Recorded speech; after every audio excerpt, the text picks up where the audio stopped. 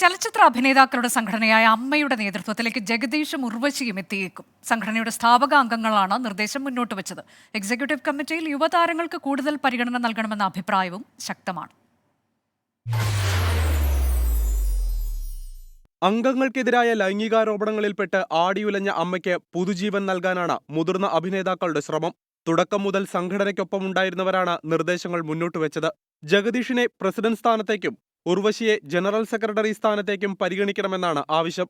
പ്രധാന പദവികളിലും എക്സിക്യൂട്ടീവ് കമ്മിറ്റിയിലും ഉൾപ്പെടെ യുവതാരങ്ങൾക്ക് പ്രാധാന്യം നൽകണം.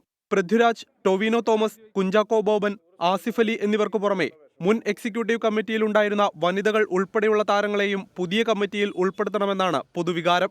പ്രസിഡന്റ് മോഹൻലാൽ ഉൾപ്പെടെയുള്ളവരുടെ കൂട്ടരാജിയെ വിമർശിച്ച് പാർവതി തിരുവോത്ത് രംഗത്തെത്തി. The first thought that I had when I heard the news about this collective resignation was how cowardly of them to step away from a position where they are now accountable to speak to media.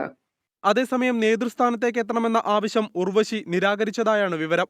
2 മാസത്തിന് ശേഷം നടക്കുന്ന തെരഞ്ഞെടുപ്പിൽ മത്സരം ഒഴിവാക്കാനുള്ള നീക്കങ്ങളും സജീവമാണ്.